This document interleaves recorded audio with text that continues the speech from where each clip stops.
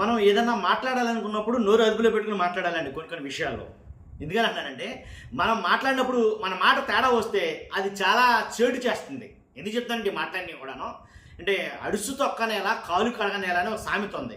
ఇప్పుడు TDP MLA ఒక ఆయన భగవద్గీత గురించి తక్కువ చేసి మాట్లాడారని ఒక వీడియో అయితే వైరల్ అవుతుంది. ఏంటా వీడియో, ఎవరా ఎమ్మెల్యే, ఏంటి అసలు విషయం తెలుసుకుందాం. ఫస్ట్ లైక్ చేయండి. లైక్ చేస్తే నాకు మోటివేషన్ ఉంటుంది, ఎక్కువ మందికి ఇన్ఫర్మేషన్ షేర్ అవుతుంది. అర్థమైంది కదా? కాబట్టి మీ బాధ్యతగా లైక్ చేయండి. కొత్తగా మన ఛానల్ చూస్తే పక్కాగా సబ్స్క్రైబ్ చేయండి. మీ అమూల్యమైన అభిప్రాయాన్ని కామెంట్ రూపంలో తెలియజేయండి ఈ ఎమ్మెల్యే గారి పైన.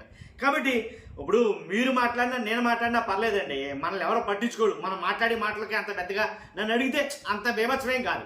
కాకపోతే ఒక హోదాలో ఉండి ఒక బాధ్యతాయుతమైన రాజ్యాంగబద్ధమైన పదవిలో ఉండి మాట్లాడేటప్పుడు చాలా జాగ్రత్తగా మాట్లాడాలి. అందులో ఎమ్మెల్యే గారు అలాంటి వాళ్ళు మాట్లాడితే ఇంకా చాలా జాగ్రత్తగా మాట్లాడాలి. ఎందుకంటే వాళ్ళ మాట మొత్తం రాష్ట్రం మొత్తం చుట్టేస్తారు. కాబట్టి వాళ్ళు చాలా జాగ్రత్తగా మాట్లాడాలి. కానీ అందులోనూ బాగా సెన్సిటివ్ అయినటువంటి ఇలాంటి మతపరమైన విషయాల్లో కానీ అలాగే కులపరమైన విషయాల్లో కానీ చాలా జాగ్రత్తగా ఆచితూచి మాట్లాడాలనేది నా ఉద్దేశం. కాబట్టి ఏది పడితే అది మాట్లాడితే రివర్స్ అవుతుంది ఒక్కొక్కసారి. అలా రివర్స్ అయిందేమో ఈయన బాగా వైరల్ అవుతున్నాడు ఇప్పుడు. కాబట్టి ఎవరంటే కనుక ఎంఎస్ రాజు గారు, ఎవరైతే టీడీపీ ఎమ్మెల్యే ఎంఎస్ రాజు గారు ఉన్నారో ఆయన భగవద్గీతను తక్కువ చేసి మాట్లాడారని ఒక వీడియో వైరల్ అవుతుంది. ఆయన మాట్లాడిన మాటే. ఎంఎస్ రాజు గారు ఎమ్మెల్యేగా ఉండి మాట్లాడితే అది వేరే విషయమేమో. పైగా ఈయన టీటీడీ బోర్డు మెంబర్ని చేశారు. ఈయన టీటీడీ బోర్డు మెంబర్ అయిన తర్వాత హిందూ ధార్మికం ఏదైతే హిందుత్వం ఉందో ఆ హిందుత్వం ప్రకారంగా హిందువుల మనోభావాలు కించపరిచేటట్టు మాట్లాడితే పైగా టీటీడీ బోర్డు మెంబర్ కాబట్టి అస్సలు మాట్లాడకూడదని అడిగితే కనుక. కాబట్టి అలా మాట్లాడాడేమో.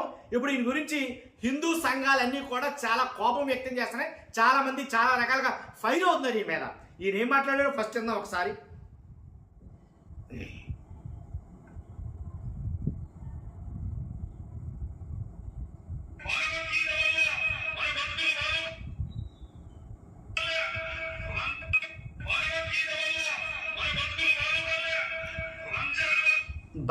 భగవద్గీత వల్ల మన బతుకులు బాగుపడవు.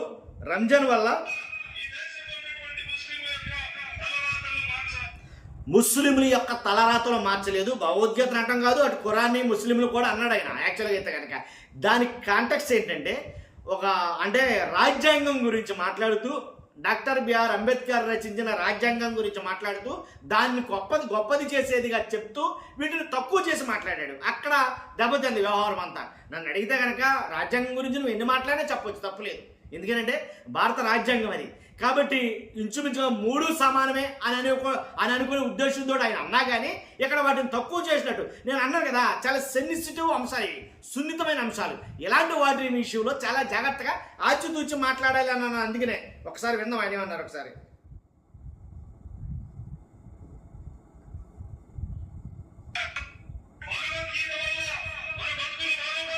ఓకే,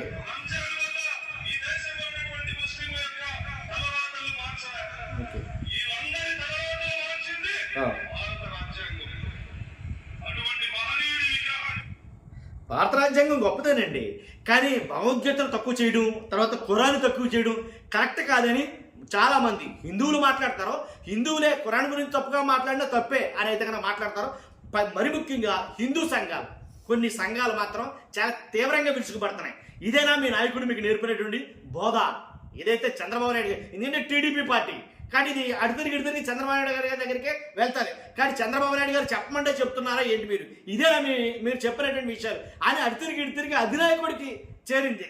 కానీ ఇప్పుడు బాగా ట్రెండింగ్ వైరల్ అవుతుంది నేను మాట్లాడే మాటలు. ఒక్కసారి ఆయన మాట్లాడాడు ఎందా మళ్ళీ ఒకసారి.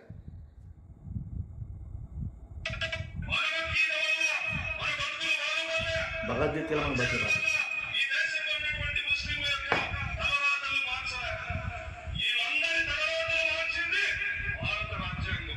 ఓకే.